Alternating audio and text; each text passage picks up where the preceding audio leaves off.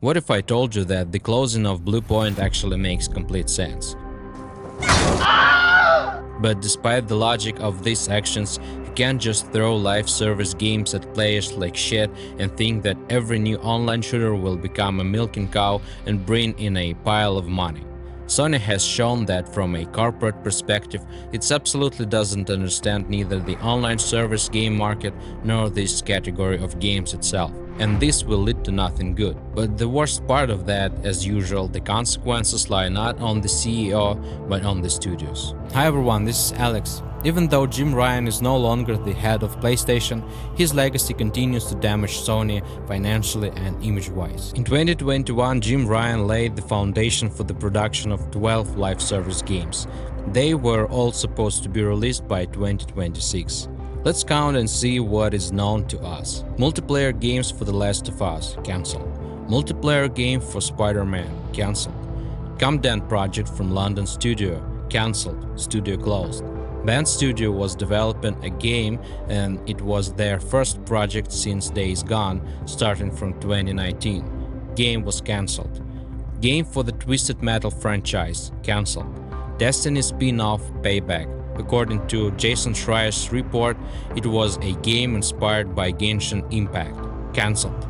Groundbreaking shooter from Deviation Games, developed by Call of Duty veterans, cancelled. Yes, all these games had different financial consequences for Sony, but globally it is still time, money, and human resources. It's already 7 cancelled projects. In development remain 3 more projects: Horizon Hunters Gathering and Marathon, which is launched March 5th, and a game about whose fate nothing is known, Fair Games, a faceless shooter with a tasteless trailer that was made by the templates of other failed online shooters like Bleeding Edge, Lawbreakers, and Hyenas. But the most crushing thing for Sony is that out of all these 12 multiplayer live service games, only 2 came out. Helldivers 2, which brought success, and then there's the infamous Concord, which instantly became a meme. Now every online game that is DOA is simply called a Concord. It's not just a disaster, it's enormous pressure on the studios. It's a loss of professional talent who were not only skilled at making online games, and I'm not going into specific studios like the one that made Concord,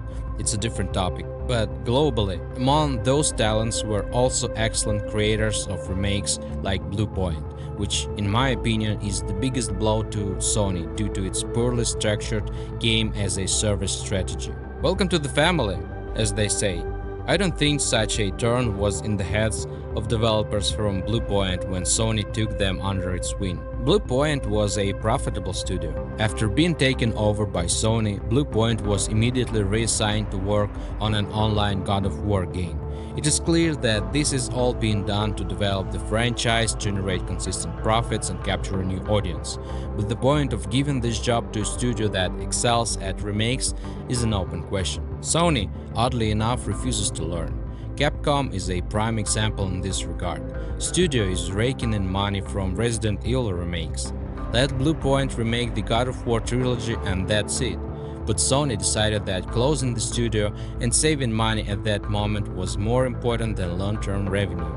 Why is this logical? Because the studio didn't scale like Guerrilla Games, for example, with Horizon Hunters Gathering, although it wouldn't be surprising if that co-op flopped, but Guerrilla Games is unlikely to close, as the Horizon IP is very valuable and far more valuable than Bluepoint's remakes. Bluepoint made rare games, but with a stable income.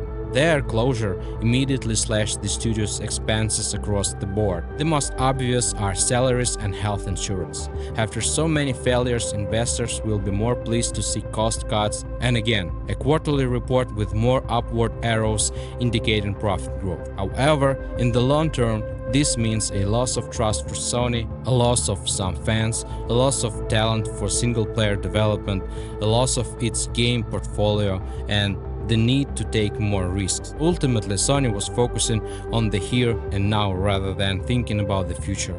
As sad as this may be for such a great studio, corporations never change. After 2 years, Sony fired more than 1,300 employees after acquiring studios and their IP. But now, Sony also actively continues to make mistakes.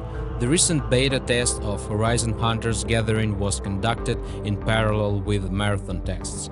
What is the sense of pulling apart the audience? Even if potential audiences of these games are different, it is much better to give both games air and not clog the window with other games from their internal studios. Moreover, Bungie at this moment is in a much worse position than Guerrilla Games. Let's sum up. Sony will not sharply fold live service games, but will continue to play the lottery.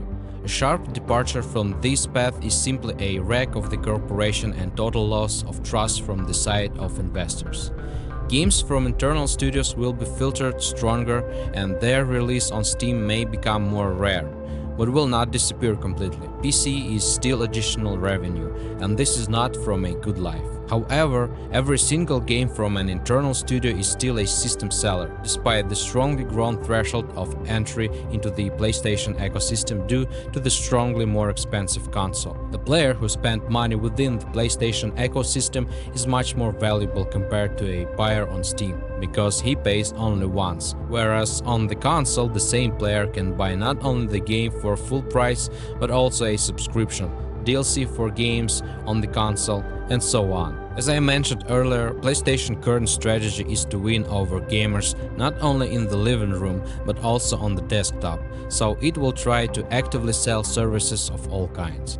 They are not currently experiencing a crash or a failure, but they are slowly losing blood, even though they've recorded 19% revenue growth. And even though Xbox will most likely fade as a brand, Microsoft is stronger than ever as a publisher. While it's not yet fully exploiting this, the threat to PlayStation has only grown. Microsoft is still the strongest publisher that could easily produce a ton of games and eclipsing Sony's in-house titles.